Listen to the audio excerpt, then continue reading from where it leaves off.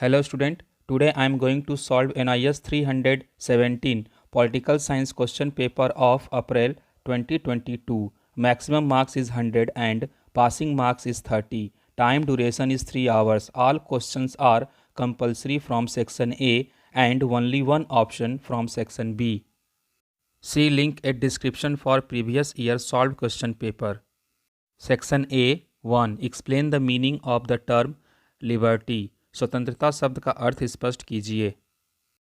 The term liberty is derived from the Latin word liber meaning free. Thus liberty means freedom. Freedom is of paramount importance for the development of an individual's personality.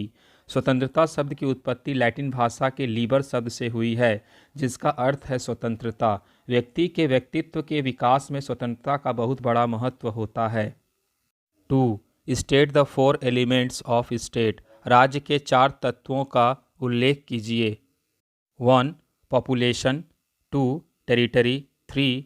Government. 4. Sovereignty. 1. जनसंख्या. 2. भूभाग. 3. सरकार. 4. प्रभुसत्ता.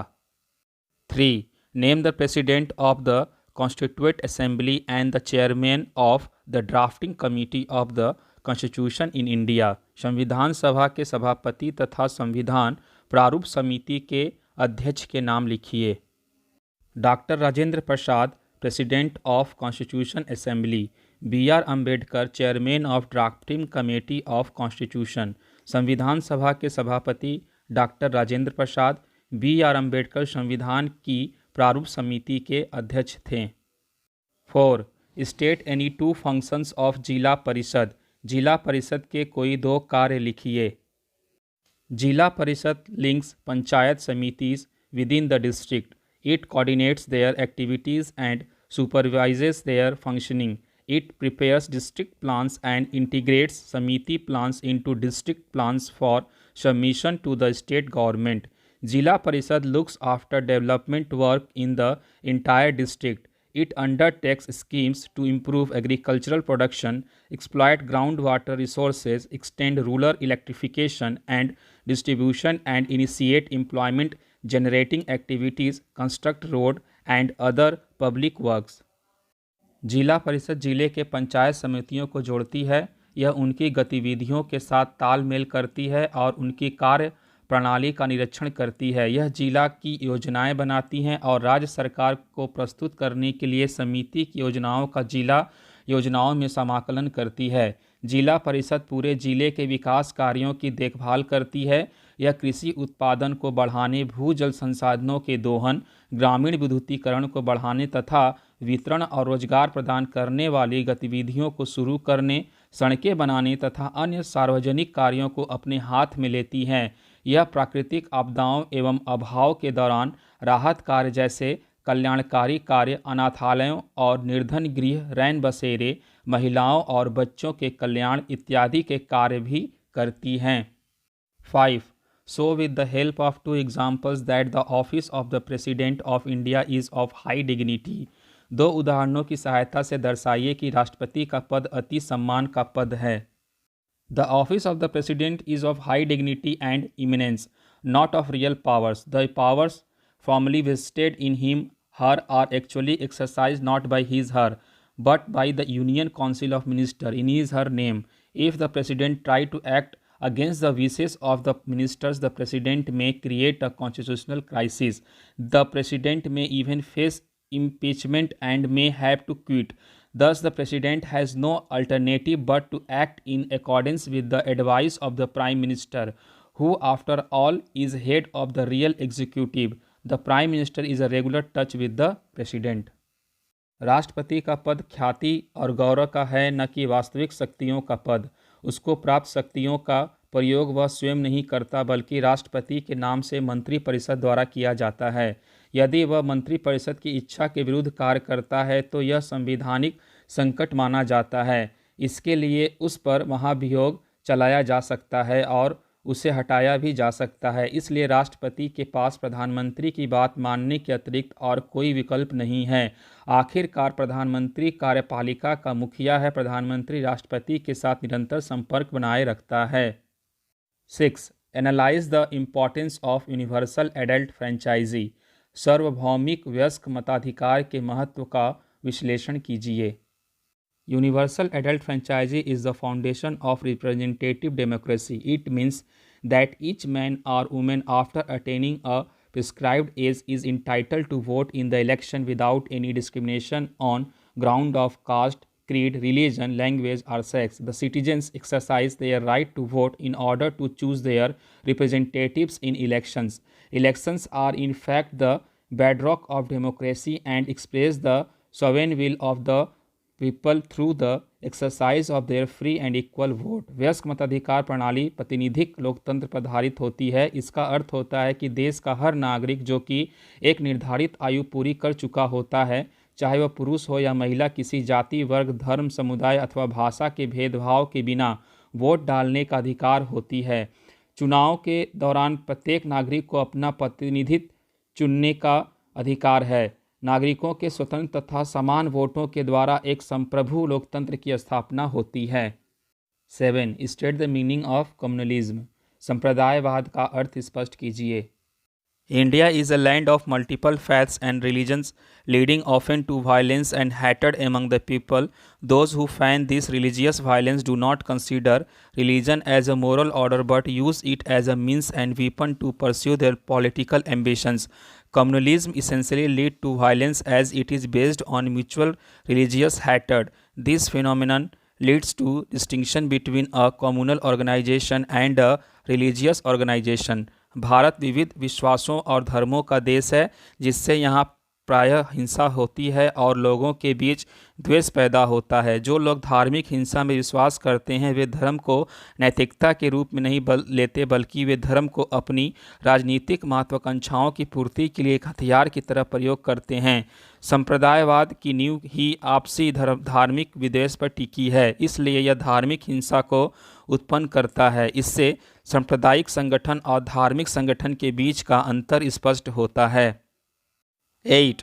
State any two disputes between India and China. Bharat और चीन के बीच कोई दो विवाद लिखिए।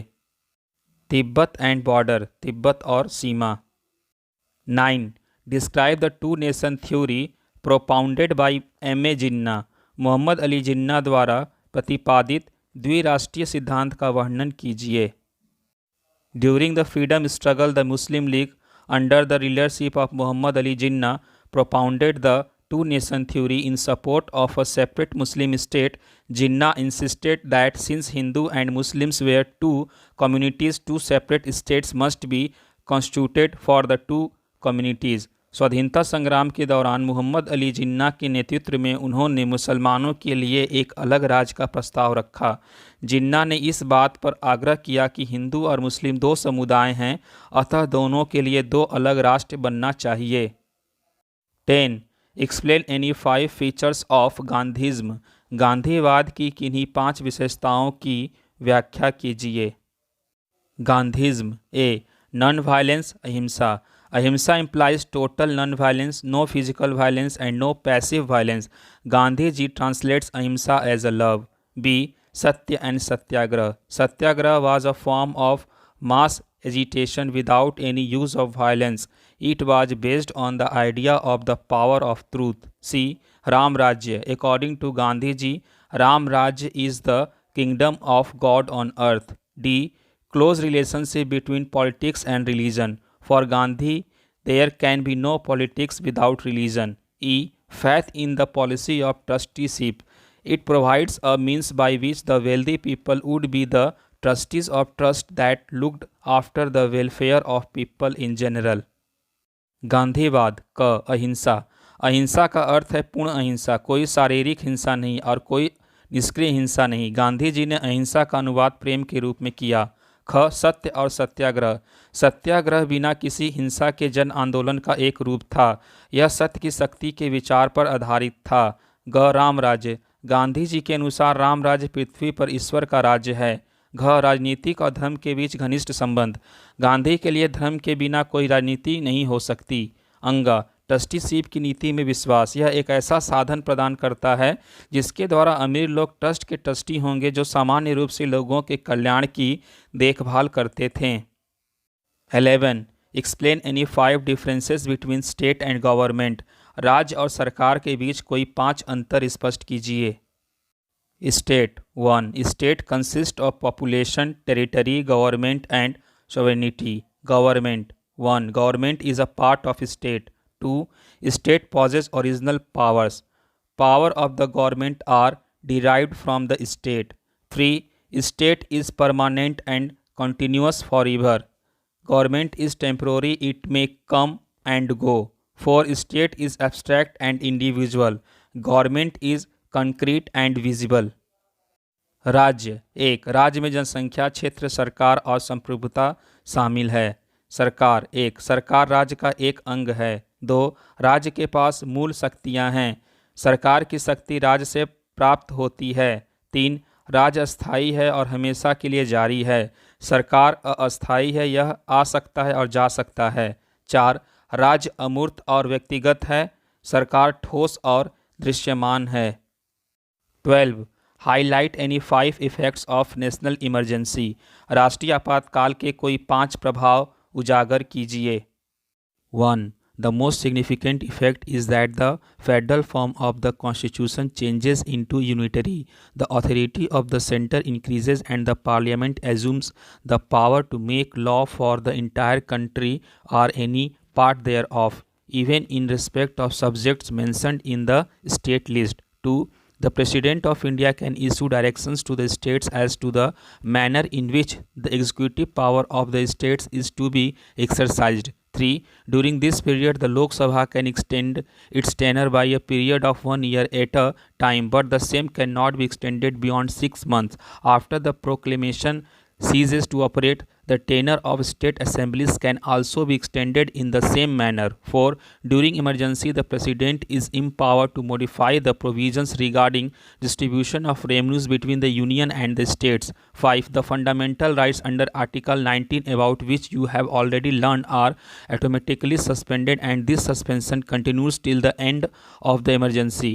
But according to 44th Amendment, freedoms listed in Article 19 can be suspended only in case of proclamation on the ground of war or external aggression.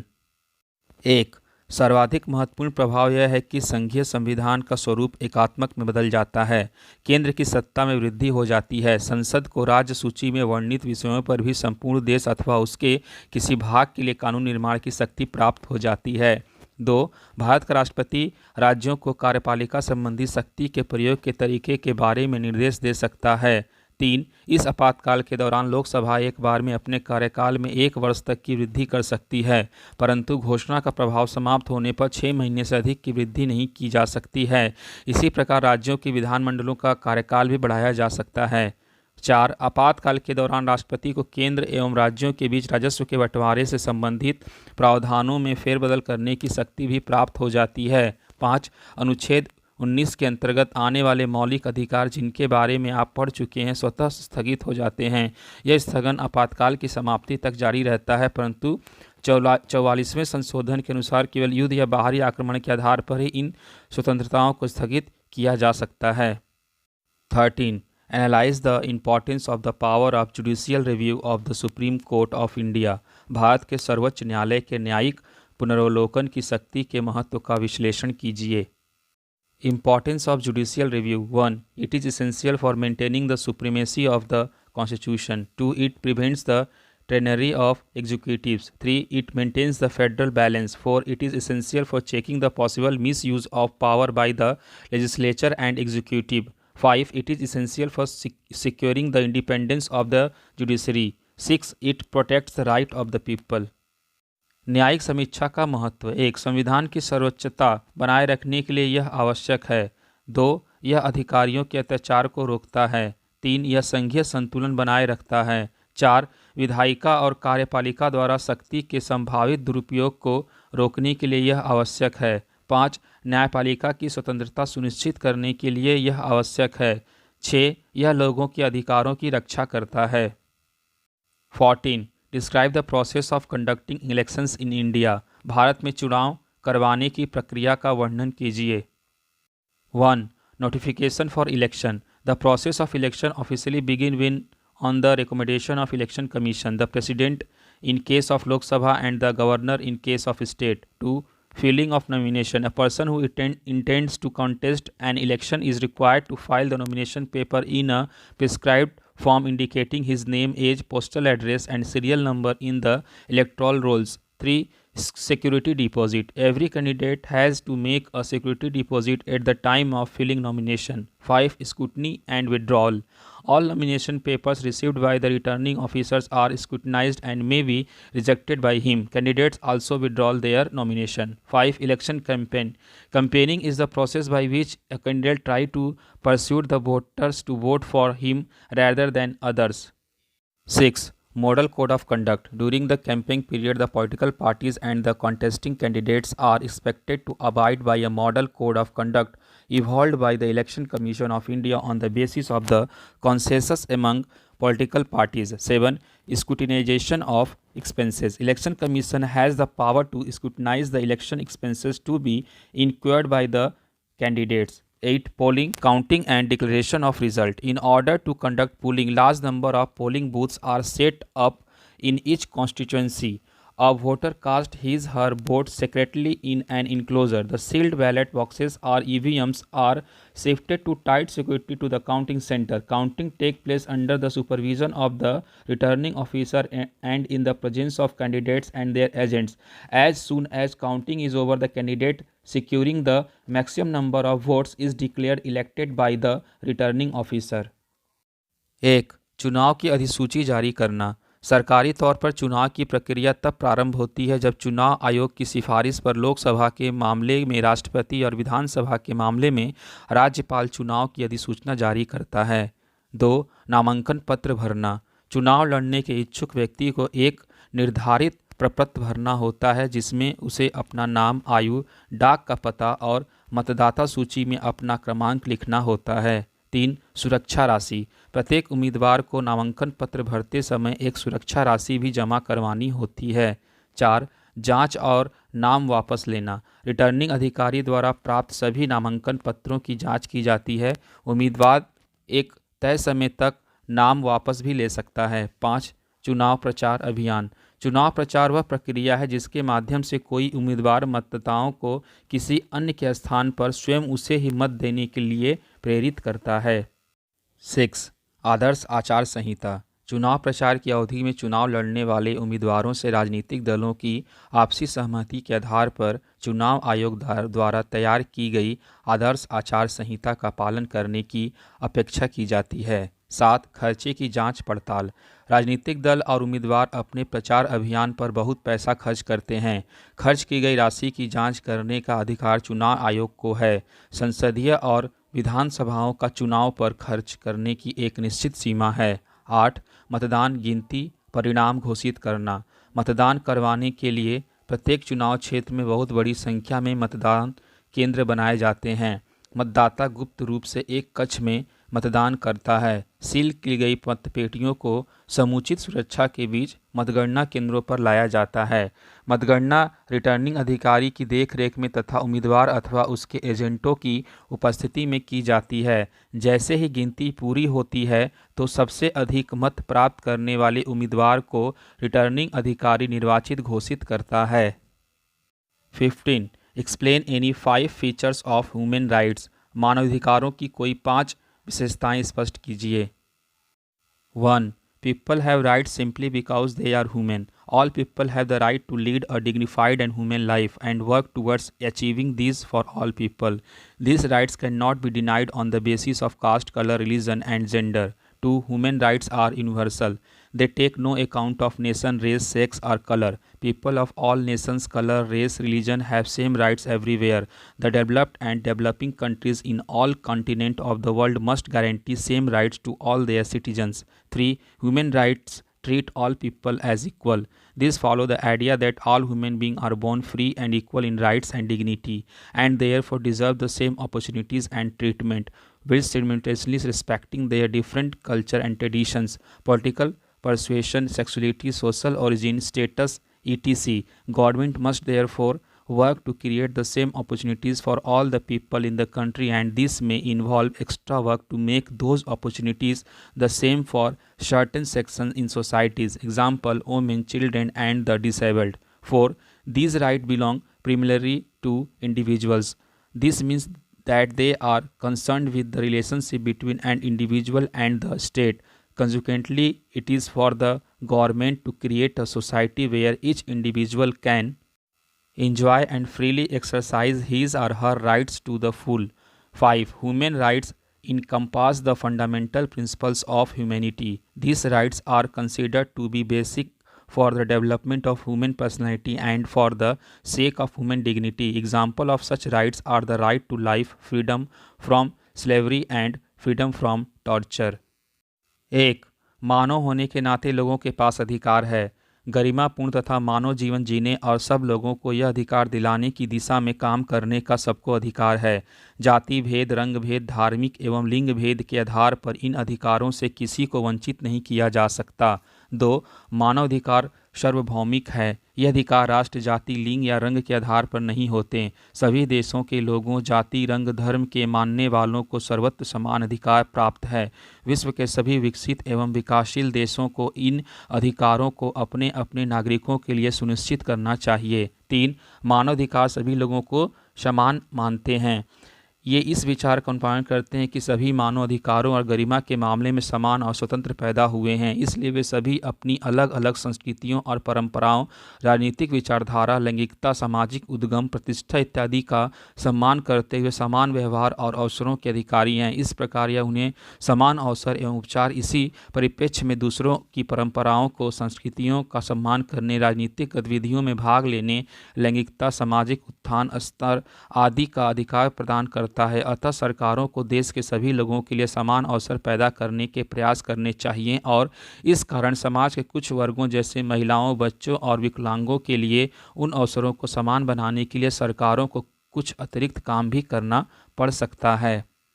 4. ये अधिकार मूलतः व्यक्तिक होते हैं। इसका अभिप्राय यह है कि अधिकार व्यक्ति और राज्य के बीच संबंधों से संबंध होते हैं। परिणाम स्वरूप सरकार को ऐसे समाज का निर्माण करना चाहिए जिसमें प्रत्येक व्यक्ति अपने अधिकारों का स्वतंत्रतापूर्वक प्रयोग कर उनका आनंद उठा सके। 5.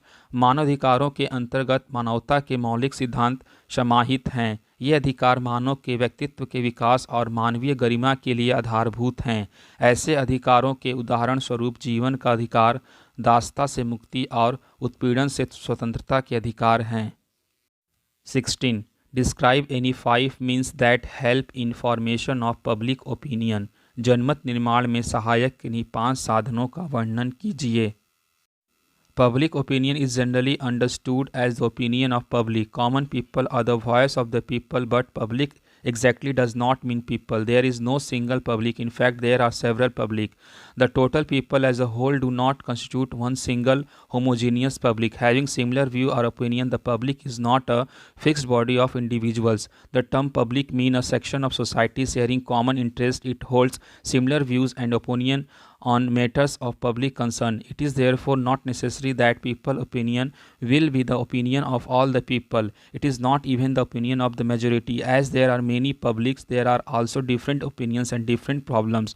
Public opinion necessarily reflect diversity of opinion. It is also important to understand that public opinion is not the opinion of an individual, though he or she may be a highly respected person. It is not a private opinion. It is also not an expert opinion. Irrespectively of the wisdom of the expert, public opinion is an organized and considered opinion of a section or many sections of the people on any public issue or concern. It is genuinely both public and opinion. It is neither a propaganda nor a public relations exercise. साधारणतः जनता या जन सामान्य के विचारों एवं उसकी अभिव्यक्ति को जनमत समझा जाता है, लेकिन जनता शब्द का अभिप्राय लोगों से नहीं है। किसी व्यक्ति विशेष को जनता नहीं कहा जा सकता। दूसरे शब्दों में कहें तो समाज में कई प्रकार की जनता होती है। समान मत एवं विचारों वाले लोगों की कुल संख्या मिलकर भी किसी समरस जनता का निर्माण नहीं करती। जनता कुछ लोगों की कोई अस्थायी सभा या समिति, व्यवहार में लोकतंत्र नहीं है। जनता समाज के एक ऐसे वर्ग को कहते हैं जिसके समान हित होते हैं। जनसाधारण से जुड़े मुद्दों पर इस वर्ग के विचार और मत एक से होते हैं। इसलिए यह जरूरी नहीं कि जनमत समाज के सभी लोग का मत हो। यह बहुमत को भी मत नहीं है। समाज में कई प्रकार के लोग होते हैं, इसी कारण से उनके विचार एवं समस्याएं भी अलग अलग होती हैं। जनमत आवश्यक रूप से मत की विविधता को दर्शाता है। यह बात भी ध्यान देने योग्य है कि जनमत किसी व्यक्ति विशेष के विचारों से नहीं बनता, भले ही वह समाज का कोई सामान्य व्यक्ति ही क्यों न हो। जनमत कोई निजी मत नहीं होता, यह समाज के किसी प्रबुद्ध या विशेषज्ञ का मत भी नहीं होता, भले ही उसकी प्रबुद्धता लोकप्रिय हो। जनमत समाज के किसी एक वर्ग या कई वर्गों द्वारा उनसे जुड़े मुद्दों पर व्यवस्थित और ठीक ढंग से सोचे समझे विचार या दृष्टिकोण को कहते हैं। वास्तविक रूप से इसे ही जनता और उसके विचार कहते हैं। यह न तो कोई प्रचार पद्धति है और न ही जनसर्व का कोई तरीका।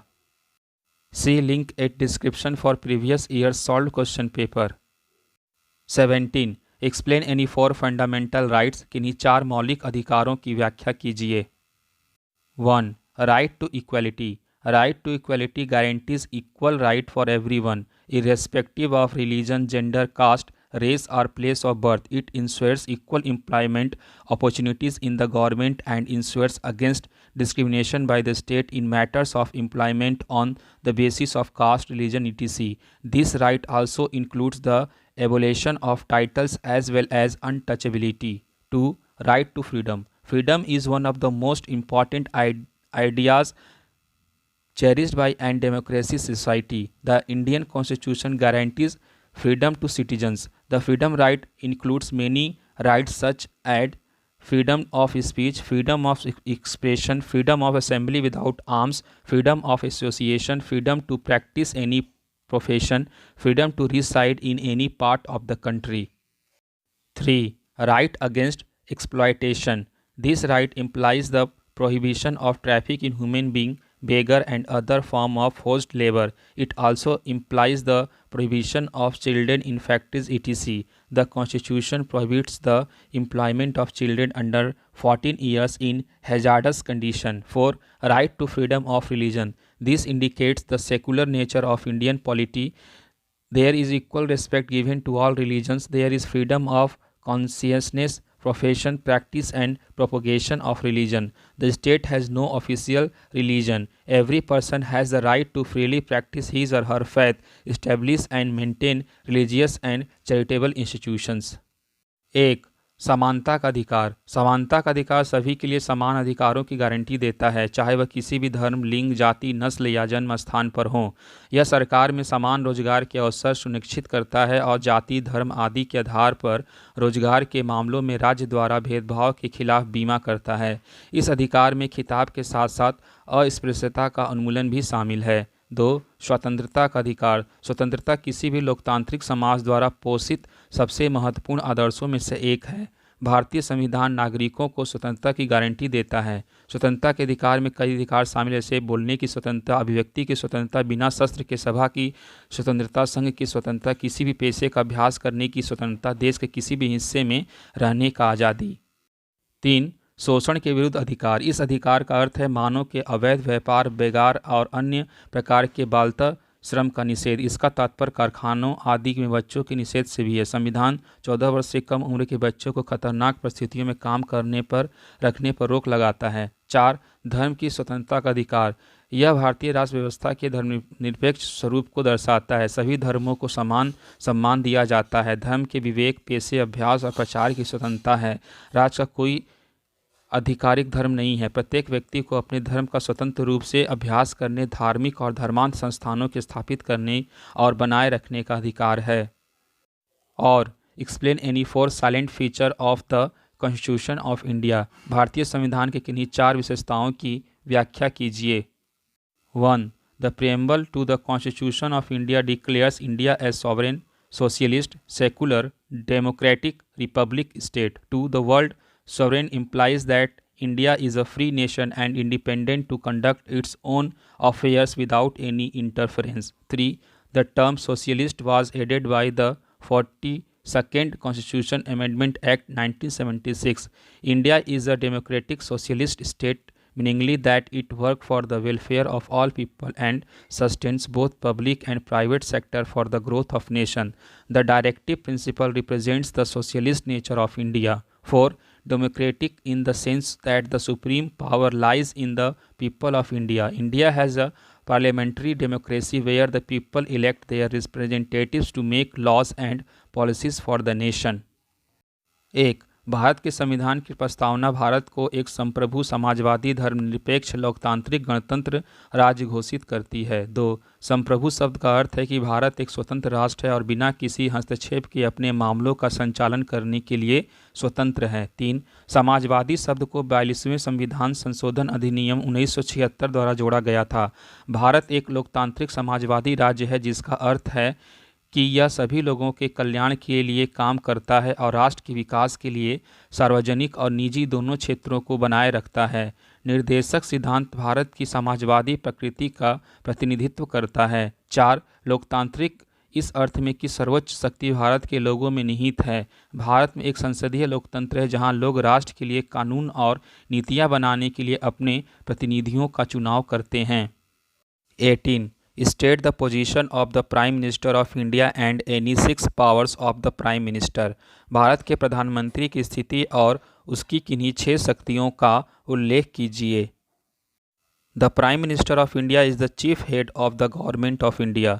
Power of Prime Minister. 1. Portfolio allocation. The Prime Minister has the authority to assign respective portfolios to the ministers. 2. Chairman of the Cabinet. The Prime Minister is the chairman of the Cabinet and conducts the meeting of the Cabinet. He can impose his decision if there is a crucial opinion difference and conflict among the members. 3. Official representative of the country. The Prime Minister represents the country for high-level international meeting and he is the ambassador of the country. 4. The link between the President and the Cabinet. The Prime Minister acts as the link and bond between the President and Cabinet. He communicates and transmits all decisions of the Cabinet to the President which is related to the administration of the affairs of the Union and proposals for legislation. 5. Head. The Prime Minister is the head of many organizations and programs like Nuclear Command Authority, Niti Aayog, Appointments Committee of the Cabinet, Department of Atomic Energy, Department of Space and Ministry of Personal, Public Grievances and Pensions. 6. Chief Advisor. He also plays the role of Chief Advisor to the President. Bharat के प्रधानमंत्री भारत सरकार के प्रमुख होते हैं। प्रधानमंत्री की शक्तियां। 1. पोर्टफोलियो आवंटन। प्रधानमंत्री के पास मंत्रियों को संबंधित विभागों को सौंपने का अधिकार है। 2. मंत्रिमंडल का अध्यक्ष। प्रधानमंत्री मंत्रिमंडल का अध्यक्ष होता है और मंत्रिमंडल की बैठकों का संचालन करता है। यदि सदस्यों के बीच कोई महत्वपूर्ण राय अंतर और संघर्ष हो तो वह अपना निर्णय थोप सकता है। 3. देश का आधिकारिक प्रतिनिधि। प्रधानमंत्री उच्च स्तरीय अंतर्राष्ट्रीय बैठकों के लिए देश का प्रतिनिधित्व करते हैं और वह देश के राजदूत होते हैं। 4. राष्ट्रपति और मंत्रिमंडल के बीच की कड़ी। प्रधानमंत्री राष्ट्रपति और कैबिनेट के बीच कड़ी और बंधन के रूप में कार्य करता है। वह मंत्रिमंडल के सभी निर्णयों को राष्ट्रपति को संप्रेषित और प्रसारित करता है जो संघ के मामलों के प्रशासन और कानून के प्रस्तावों से संबंधित है। 5. प्रमुख प्रधानमंत्री परमाणु कमान प्राधिकरण, नीति आयोग, कैबिनेट की नियुक्ति समिति, परमाणु ऊर्जा विभाग, अंतरिक्ष विभाग और कार्मिक, लोक शिकायत और पेंशन मंत्रालय जैसे कई संगठनों और कार्यक्रमों के प्रमुख होते हैं। 6. मुख्य सलाहकार। वह राष्ट्रपति के मुख्य सलाहकार की भूमिका भी निभाते हैं। और state the process of electing the speaker of the Lok Sabha and any 6 powers of the speaker. Lok Sabha अध्यक्ष को चुनने की प्रक्रिया तथा उसकी किन्हीं 6 शक्तियों का उल्लेख कीजिए। Speaker. The presiding officer of Lok Sabha is known as Speaker. The members of the House elect him. She remains the Speaker even after Lok Sabha is dissolved till the next House elect a new Speaker in his place. Power and function of the Speaker are given below. 1. The basic function of the Speaker is to preside over the House and conduct the meeting of the House in orderly manner. No member can speak in the House without his/her permission. She may ask a member to finish his speech and in case the member does not obey, she may order that the speech should not be recorded. 2. All the bills, reports, motions and resolutions are introduced with the Speaker's permission. She put the motion or bill to vote. She does not participate in the voting, but when there is a tie that is equal number of vote on both sides, she can use his casting vote, but she is expected to cast her vote in the manner so that her impartiality and independence is retained. 3. Her decision in all parliamentary matters are final. She also rules on point of order raised by the members and her decision is final. 4. She is the custodian of rights and privileges of the members. 5. She disqualify a member of his her membership in case of defection. She also accepts the resignation of members and decides about the genuineness of the resignation. 6. In case of joint sitting of Lok Sabha and Raj Sabha, the speaker presides over the meeting. अध्यक्ष लोकसभा के सभापति को अध्यक्ष कहा जाता है। उसे सदन के सदस्य निर्वाचित करते हैं। यदि लोकसभा भंग कर दी जाए तो भी वह तब तक अध्यक्ष बना रहता है जब तक कि अगला सदन उसके स्थान पर नया अध्यक्ष नहीं चुन लेता। लोकसभा अध्यक्ष की कुछ शक्तियां तथा कार्य नीचे दिए जा रहे हैं। 1. अध्यक्ष का मुख्य कार्य सदन की बैठकों की अध्यक्षता करना तथा उन्हें अनुशासित ढंग से चलाना है। उसकी आज्ञा के बिना कोई सदस्य सदन में बोल नहीं सकता। वह किसी भी सदस्य को अपना भाषण समाप्त करने के लिए कह सकता है और यदि सदस्य ऐसा न करे तो वह आदेश दे सकता है कि उसके भाषण का अभिलेखन न किया जाए। 2. सभी विधेयक, रिपोर्ट तथा प्रस्ताव अध्यक्ष की अनुमति से ही प्रस्तावित किए जाते हैं। वह विधेयक या प्रस्ताव पर मतदान करवाता है। वह स्वयं मतदान में भाग नहीं लेता, परंतु जब भी गतिरोध की स्थिति पैदा हो जाती है अर्थात पक्ष तथा विपक्ष दोनों ओर के मत समान हो जाते हैं तो वह अपना निर्णायक मत डाल सकता है, परंतु उससे यह आशा की जाती है कि मतदान करते समय उसकी निष्पक्षता तथा स्वतंत्रता बनी रहे। 3. सभी संसदीय मामलों में उसका निर्णय अंतिम होता है। वह संसदीय प्रक्रिया के उल्लंघन संबंधी उठाए गए प्रश्नों पर भी अपना निर्णय देता है जो अंतिम होता है। 4. वह सदस्यों के अधिकारों तथा विशेष अधिकारों की रक्षा करता है। 5. यदि कोई सदस्य दल बदल लेता है तो वह उसकी सदस्यता रद्द कर सकता है, त्यागपत्र भी स्वीकार करता है। 6. जब भी लोकसभा तथा राज्यसभा का संयुक्त अधिवेशन होता है वह उसकी अध्यक्षता करता है। 19. Analyse the importance of human rights in India.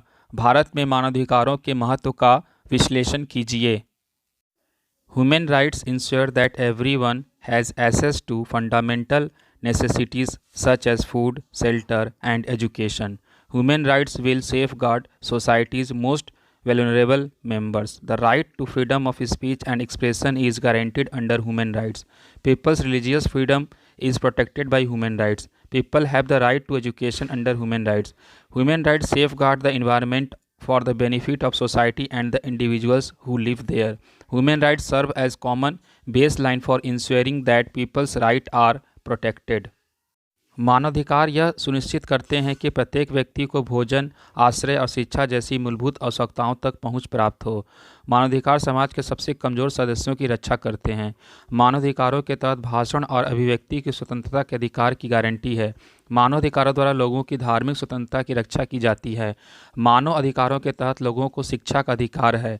मानवाधिकार समाज और वहां रहने वाले व्यक्तियों के लाभ के लिए पर्यावरण की रक्षा करते हैं। मानव अधिकार लोगों के अधिकारों की रक्षा सुनिश्चित करने के लिए एक सामान्य आधार रेखा के रूप में कार्य करते हैं। और suggest any 4 measures to check environmental pollution. पर्यावरण के प्रदूषण को रोकने के लिए उठाए गए कोई 4 उपाय सुझाइए। 1. Environmental courts. Special courts are being set up to ensure speedy justice of the poor against factories that pollute the environment. 2. Environment-friendly products. The government is setting stringent standards for all products in the market. Those which meet these standards of production and performance will be given the label of excellence like the ISI mark. 3. Unleading of petrol. Refineries are being persuaded to make their petrol lead free. Indian petrol has the highest lead content, which creates major pollution through automobiles. 4. Ban on harmful pesticides. 8 chemical pesticides, of which DDT, BHC, Aldrin, and Malthion are the main culprits, have been isolated. There are now plans to replace them with safe biopesticides. 1. पर्यावरण अदालतें। पर्यावरण को प्रदूषित करने वाली फैक्ट्रियों के विरुद्ध तेजी से न्याय दिलाने के लिए विशेष अदालतों का गठन किया जा रहा है। 2. पर्यावरण हितैषी उत्पाद। सरकार बाजार में बिकने वाले उत्पादों के लिए सख्त नियम लागू कर रही है। इन मानकों पर खरा उतरने वाले उत्पादों को उत्कृष्टता का प्रमाण पत्र जैसे ISI मार्क दिया जाता है। 3. पेट्रोल को शीशा मुक्त करना। तेल शोधक कारखानों को शीशा मुक्त पेट्रोल बनाने के लिए प्रेरित किया जा रहा है। भारतीय पेट्रोल में शीशा की मात्रा अधिकतम होती है जो मोटर गाड़ियों के माध्यम से अधिकांश प्रदूषण फैलाता है। 4 हानिकारक कीटनाशकों पर प्रतिबंध। 8 रासायनिक कीटनाशकों जिनमें डीडीटी, बीएससी, एल्लीड्रीन और मेलाथियन शामिल है को बाजार से हटा दिया गया है तथा इसके स्थान पर सुरक्षित जैविक कीटनाशकों को लाने की योजना है। 20. Highlight any 4 guiding principles of the Panchsheel. Panchsheel के किन्हीं 4 मार्गदर्शक सिद्धांतों को उजागर कीजिए।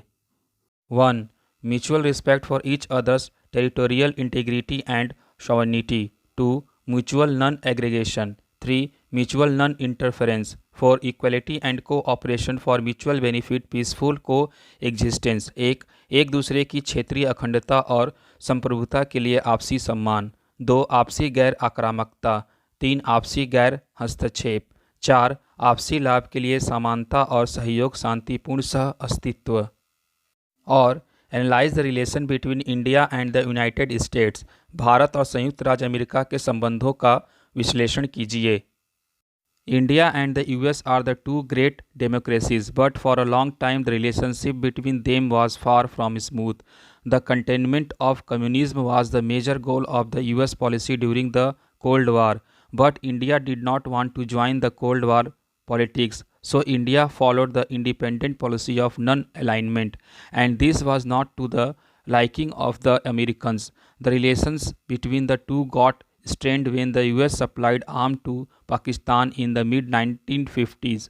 Despite the fact that the US was providing the bilateral economic aid including PL 480 food assistance to India, the American support to India in the early 60s during the Chinese invasion did bring about goodwill for the Americans, but it was short-lived. The condition attached to the food aid later in the decade created problem in Indo-US relations. The open support for Pakistan in the Bangladesh War and the sending of USS Enterprise to the Bay of Bengal brought about the lowest point in the relationship. The post-Cold War period saw a change in the relationship, especially when America pressurized Pakistan to withdraw troops from the Indian side of the LOC during the Kargil War in 1999. Further, American acceptance of India as a responsible state with nuclear weapons did lift up the relationship. Bharat और America दो बड़े लोकतंत्र हैं, परंतु लंबे समय से दोनों के बीच संबंध अच्छे नहीं हैं। शीत युद्ध के दौरान अमेरिका का मुख्य लक्ष्य साम्यवाद को परे रखना था, परंतु भारत शीत युद्ध नीति से अलग रहना चाहता था। अतः भारत ने गुट निरपेक्षता की स्वतंत्र नीति अपनाई। यह बात अमेरिका को अच्छी नहीं लगी। दोनों देशों के बीच संबंध उस समय तनावपूर्ण हो गए जब 1950 में अमेरिका ने पाकिस्तान को हथियार की आपूर्ति की, जबकि PL 480 के तहत अमेरिका भारत को गेहूं की आपूर्ति भी कर रहा था। चीन के आक्रमण के समय अमेरिकी सहायता से 1960 के प्रारंभ में अमेरिका के साथ मैत्री संबंधों में सुधार आया, परंतु यह अल्पकालिक था। खाद्य सहायता संबंधी शर्तों ने बाद के दशक में भारत अमेरिकी संबंधों में समस्या उत्पन्न कर दी।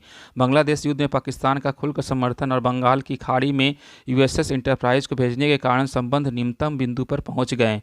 शीत युद्ध के बाद संबंधों में थोड़ा परिवर्तन आया, विशेषतः उस समय जब अमेरिका ने 1999 में पाकिस्तान से नियंत्रण रेखा से अपनी सेनाओं को हटाने का दबाव बनाया तथा भारत को नाभिकीय हथियारों से युक्त एक जिम्मेदार देश माना।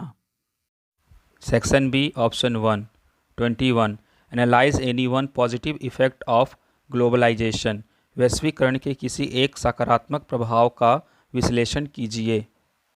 Availability of variety of products which enabled the consumers to have greater choice and enjoy improved quality and lower prices for several products। विभिन्न प्रकार के उत्पादों की उपलब्धता जिससे उपभोक्ताओं को अधिक विकल्प मिल सके और कई उत्पादों के लिए बेहतर गुणवत्ता और कम कीमतों का होना। 22. What is meant by the Charter of the United Nations? Explain any 4 objectives of the United Nation।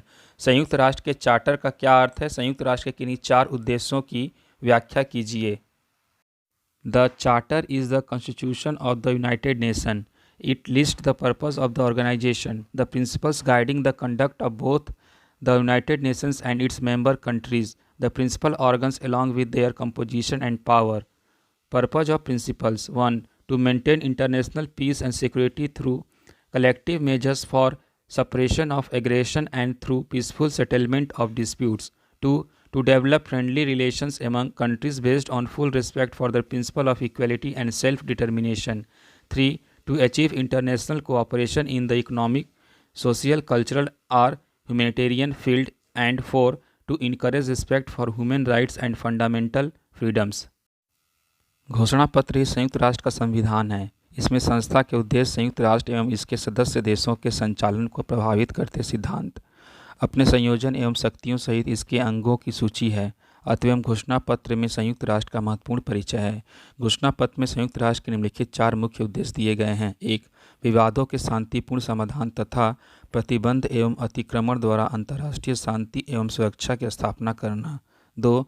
समानता एवं आत्मसंकल्प के सिद्धांत हेतु विभिन्न राष्ट्रों में मैत्रीतापूर्ण संबंध विकसित करना। 3. आर्थिक, सामाजिक, सांस्कृतिक एवं मानवीय क्षेत्रों में अंतर्राज्यीय समस्याओं के समाधान में अंतर्राष्ट्रीय सहयोग प्राप्त करना।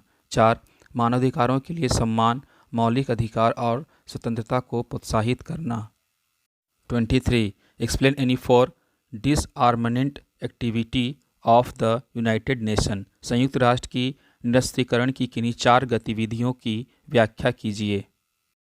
Right from the inception, the United Nations has taken active interest in disarmament. Several disarmament treaties result from UN efforts. Some of them are no doubt controversial. For example, Treaty on the Non-Proliferation of Nuclear Weapons of 1968. This treaty required non-nuclear states not to acquire nuclear weapons, while leaving the nuclear weapon power free to increase their stocks. Many countries like India refused to sign the treaty to protest against the discrimination.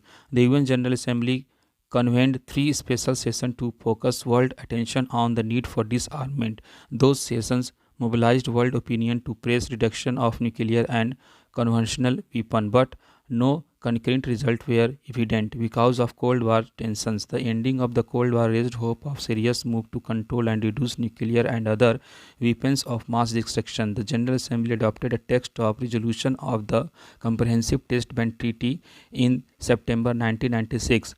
The chances of CTBT coming into force are considered remote because many countries, including India, describe it a defective treaty and refuse to sign it until the five nuclear power had disarmed. On the positive side, UN effort is disarmament led to banning of landmines and prohibition and destruction of existing stock of chemical weapons under international supervision. UN also made progress in actually removing several lakhs of landmines in Asia and Africa. Supervising elimination of existing stocks of chemical weapons, also UN played its part in destruction of chemical and biological weapons of Iraq in 1990s. अपनी स्थापना से ही संयुक्त राष्ट्र ने निरस्त्रीकरण में सक्रिय दिलचस्पी दिखाई है और उसके प्रयासों से कई निरस्त्रीकरण संधियां प्रभाव में आई हैं। इसमें कुछ संधियां बेशक विवादास्पद हैं। मसलन 1968 की परमाणु अप्रसार संधि। इस संधि के तहत यह व्यवस्था की गई कि जिन देशों के पास परमाणु हथियार नहीं है वे उन्हें हासिल न करें, जबकि जिनके पास पहले से मौजूद हैं उन पर कोई प्रतिबंध न लगाया जाए। इस भेदभाव का विरोध करने के लिए भारत ने इस पर दस्तखत करने से मना कर रखा है। संयुक्त राष्ट्र महासभा ने निरस्त्रीकरण की आवश्यकता की ओर दुनिया का ध्यान खींचने के लिए 3 विशेष सत्र बुलाए, जिनमें पारंपरिक और नाभिकीय हथियारों में कटौती करने के दबाव पर सबकी आम राय बनाने की कोशिश की गई, लेकिन शीत युद्ध के तनाव के चलते कोई ठोस परिणाम सामने नहीं आ सका। शीत युद्ध की समाप्ति ने नरसंहारक हथियारों पर नियंत्रण और कटौती की ओर गंभीर पहल की उम्मीदें जगाईं। महासभा ने सितंबर 1996 में CTBT यानी व्यापक परीक्षण प्रतिबंध संधि के घोषणा पत्र को स्वीकार किया। CTBT के प्रभाव में आने की संभावना बहुत क्षीण है, क्योंकि भारत समेत कई अन्य देशों ने इसे एक विकृत संधि करार देते हुए दस्तखत करने से मना कर दिया और यह शर्त रखी है कि इससे पहले वे 5 देश निरस्त्रीकरण का वादा करें जिनके पास नाभिकीय हथियार हैं। इसका एक सकारात्मक पहलू यह रहा कि निरस्त्रीकरण पर संयुक्त राष्ट्र के प्रयासों ने 1997 में बारूदी सुरंगों पर प्रतिबंध लगाने की मदद की तथा 1993 में रासायनिक हथियारों के मौजूदा भंडारों को अंतर्राष्ट्रीय देखरेख में समाप्त करने में मदद की। संयुक्त राष्ट्र ने वास्तव में एशिया, अफ्रीका और अन्य जगहों पर लाखों की संख्या में बिछी बारूदी सुरंगों को हटवाने में बड़ी भूमिका निभाई तथा रासायनिक हथियार के मौजूदा भंडार को समाप्त किए जाने की प्रक्रिया का पर्यवेक्षण किया। संयुक्त राष्ट्र ने इराक में 90 के दशक में रासायनिक और जैविक हथियारों के विनाश में भी भूमिका अदा की। और explain any 4 activities of the World Health Organization. विश्व स्वास्थ्य संगठन की किन्हीं 4 गतिविधियों की व्याख्या कीजिए। WHO's aim are 1. Preventing the spread of disease, 2. Curing disease, and 3. Preventing the outbreak of disease. The means adopted to prevent the spread of disease include conventions providing international standards for public health. WHO has been a clearinghouse for scientific knowledge and the exchange of information for curing disease, whose activity in the area of preventing the outbreak of disease is to facilitate the exchange of finding and promotion of research. It has encouraged research with cheap preventatives, especially vaccines for tuberculosis and DDT for malaria. The campaign against malaria has been one of WHO's biggest all-out program since heterosexual transmission of the human immune deficiency virus that cause AIDS is becoming the predominant mode of spread of HIV in most countries of the world. WHO is engaged in research for vaccine to cure AIDS, for which it need necessary financial support from rich member country to meet the challenge of this deadly disease. A very important WHO program is polio eradication immunization. Polio is the first disease of the 21st century to be eradicated. Another important campaign of UN Health Agency WHO is against the use of tobacco, especially in developing countries. WHO के लक्ष्य: 1. बीमारी के प्रसार को रोकना, 2. बीमारी की रोकथाम और 3. बीमारी के प्रकोप को रोकना। बीमारी के प्रसार को रोकने के लिए उठाए गए तरीकों में लोक स्वास्थ्य के लिए अंतर्राष्ट्रीय मानक उपलब्ध कराने से संबद्ध बैठकें शामिल हैं। WHO वैज्ञानिक जानकारी का एक क्लियरिंग हाउस और बीमारी से निजात के लिए जानकारियों का प्रसार करने वाला एक्सचेंज रहा है। बीमारी के प्रकोप को रोकने के क्षेत्र में WHO के काम शोध के नतीजों को एक जगह से दूसरी जगह पहुंचाने में सहयोग देना और शोध को बढ़ावा देने में मदद करना है। इसने रोकथाम के सस्ते उपायों के साथ शोध को बढ़ावा दिया है, विशेष रूप से ट्यूबरकुलोसिस के लिए टीके और मलेरिया के लिए DDT को इसने प्रोत्साहित किया है। मलेरिया के विरुद्ध अभियान WHO के सबसे बड़े कार्यक्रम में से एक रहा है। चूँकि एड्स पैदा करने वाला human immune deficiency virus HIV का दुनिया के अधिकांश देशों में आतंक बढ़ता जा रहा है, इसलिए WHO एड्स के इलाज के लिए टीके बनाने के लिए शोध में जुड़ा हुआ है। इस खतरनाक बीमारी की चुनौती का सामना करने के लिए इसे संपन्न सदस्यों में वित्तीय सहायता की ज़रूरत है।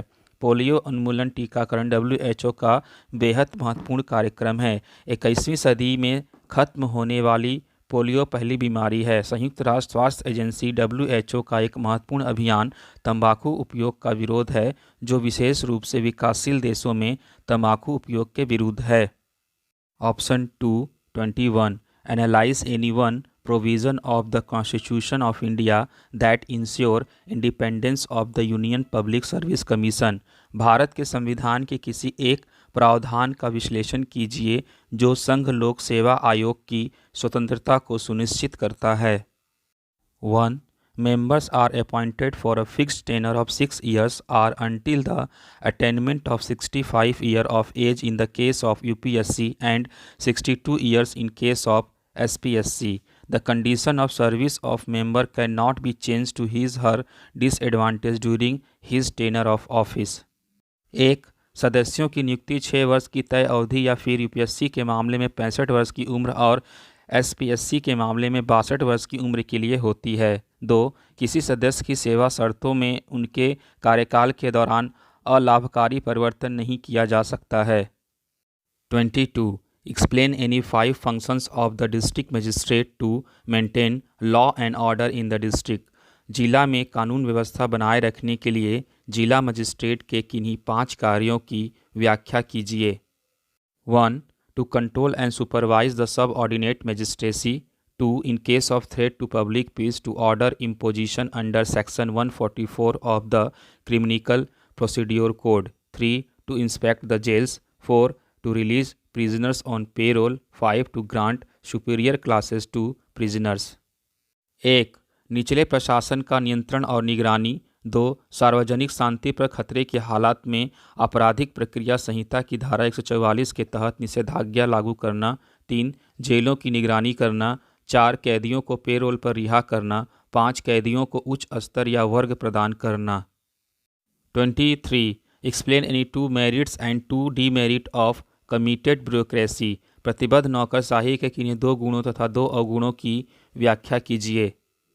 Merit 1. Committed bureaucracy is effective only when it is committed towards public welfare. 2. Committed to the development of the country. Demerit 1. They are willing to carry out principles and policies of ruling party. 2. They only do the things as directed by the party. योग्यता 1.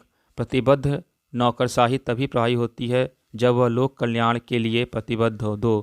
देश के विकास के लिए प्रतिबद्ध। अवगुण 1. वे सत्ताधारी दल के सिद्धांतों और नीतियों को लागू करने के इच्छुक होते हैं।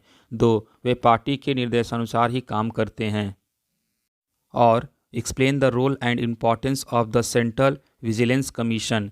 केंद्रीय सतर्कता आयोग की भूमिका एवं महत्व की व्याख्या कीजिए। Central Vigilance Commission is the apex vigilance institution free of control from any executive authority, monitoring all vigilance activity under the central government and advising various authorities in central government organizations in planning, executing, reviewing and reforming their vigilance work. Vigilance means to ensure clean and prompt administrative action towards achieving efficiency and effectiveness of the employees in particular and the organization in general, as lack of vigilance leads to waste, losses and economic decline. The CVC was set up by the government in February 1964 on the recommendation of the Committee on Prevention of Corruption headed by Sri K. Santanaman in 2003. The Parliament enacted CVC Act conferring statutory status on the CVC. The CVC is not controlled by an administrative department. It is an independent body which is only responsible to the Parliament. The CVC receives complaints on corruption or misuse of office and to recommend appropriate action. Following institutions, bodies or a person can approach to CVC: Central Government, Lokpal, whistleblowers. केंद्रीय सतर्कता आयोग सर्वोच्च सतर्कता संस्थान है जो किसी भी कार्यकारिणी प्राधिकरण के नियंत्रण से मुक्त है। केंद्र सरकार के तहत सभी सतर्कता गतिविधियों की निगरानी करता और केंद्र सरकार के संगठनों में विभिन्न प्राधिकरणों को उनके सतर्कता कार्य की योजना बनाने, क्रियान्वित करने, समीक्षा करने और सुधार करने की सलाह देता है। सतर्कता का अर्थ है विशेष रूप से कर्मचारियों और सामान्य रूप से संगठन की दक्षता और प्रभावशीलता प्राप्त करने की दिशा में स्वच्छ और त्वरित प्रशासनिक कार्रवाई सुनिश्चित करना, क्योंकि सतर्कता की कमी बर्बादी, नुकसान और आर्थिक गिरावट पर निर्भर करती है। सीवीसी की स्थापना फरवरी 1964 में श्री के सांथनम की अध्यक्षता वाली भ्रष्टाचार निवारण समिति की सिफारिशों पर सरकार द्वारा की गई थी। 2003 में संसद ने सीवीसी को वैधानिक दर्जा प्रदान करते हुए सीवीसी अधिनियम बनाया। सीवीसी किसी मंत्रालय विभाग के नियंत्रण में नहीं है, यह एक स्वतंत्र निकाय है जो केवल संसद के प्रति उत्तरदायी है। सीवीसी को भ्रष्टाचार या कार्यालय के दुरुपयोग और उचित कार्रवाई की सिफारिश करने की शिकायतें प्राप्त होती हैं। निम्नलिखित संस्थान, निकाय या व्यक्ति सीवीसी से संपर्क कर सकते हैं: केंद्र सरकार, Lokpal, whistle blower. See link 8 description for previous year's solve question paper.